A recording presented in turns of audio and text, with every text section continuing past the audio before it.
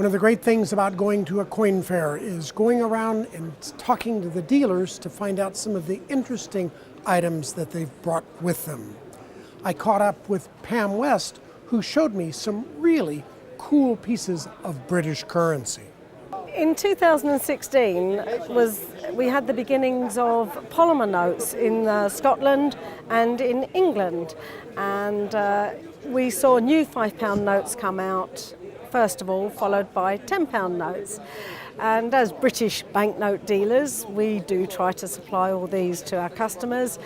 I appreciate that many people say, I really want first prefix or a low number. Sometimes they're not always available. So, we do the best we can. And what is nice about the new notes is who is actually on the notes and whether or not they're important. And for me in particular, the Royal Bank of Scotland £5 features Nan Shepherd, a female modernist writer and poet who was Scottish. And the back of the note is also very pretty, with 2 mackerel on it. And there is a little joke about those, but I won't say that. But I'm sure sometimes people collect notes not just because of where they're from, but what's actually on them. And if you were a thematic collector, for instance, and you collected animals or you collected fish or sharks, you might well collect this. Also, they feel quite nice, and they have a sort of a see-through window as well. So, and they followed that the following year, in 2017, with a £10 note, which features Mary Somerville.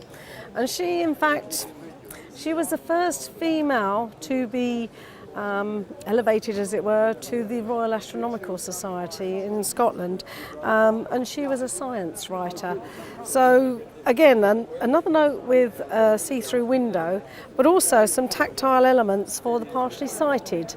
So the first time that tactile elements had been introduced on banknotes within the United Kingdom, or Scotland indeed.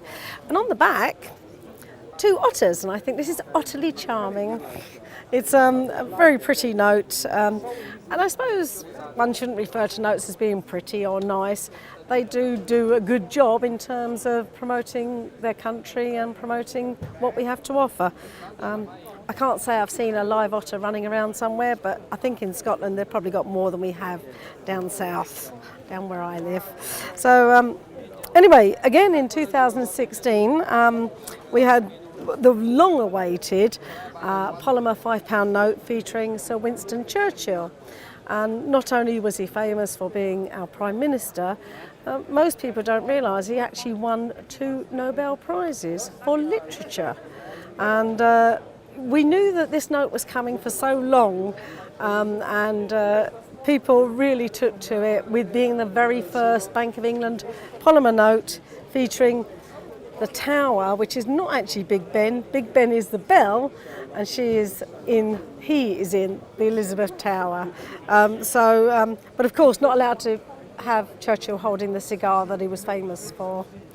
And the following year, we followed up with the polymer 10, which for me, a great item on the basis that it features Jane Austen. And Jane Austen, a famous writer, novelist, who actually didn't really have a lot of money at the time. I mean, women weren't really deemed to be worthy of writing, to be authors.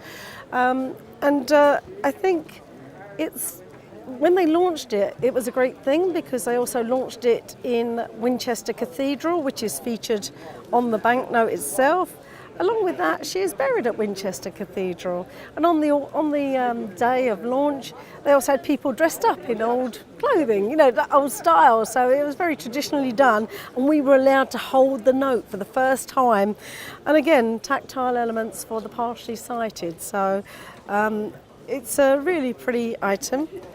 And there she is. And Jane Austen with an E, not Austin like the car.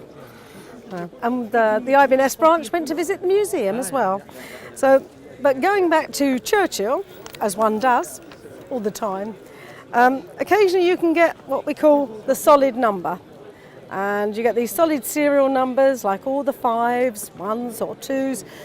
You won't get the 9s because they did not issue up to 1 million on this particular edition. So it's something that you can't get. You can get 1s, 2s, 3s, up to 8s. You cannot get the 9s. But it is a complete set if you get the 9s. But because we had a new polymer £10, the old £10 has to die.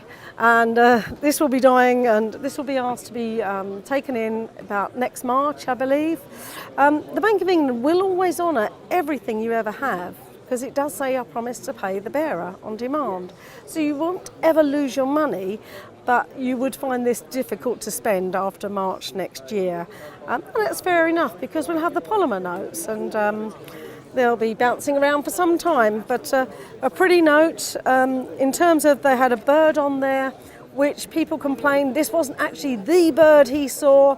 But let's be honest, you know, he did see a lot of animals, and I think we can forgive any engraver for putting an animal on there or a bird that he featured at some time in his writings. And again, the IBNS London branch, we went and visited Darwin's Museum. Fabulous place. And what kind of value do most of these notes trade for? Realistically, at the moment, you can still buy a current issue of the £5 and £10 for a few pounds over face value. But if you're seeking a first prefix or a special number or a loan number, obviously that will incur a premium. But, you know, for instance, we sell a £10 note in mint condition, obviously never with a fold in it, at £15 for a polymer note.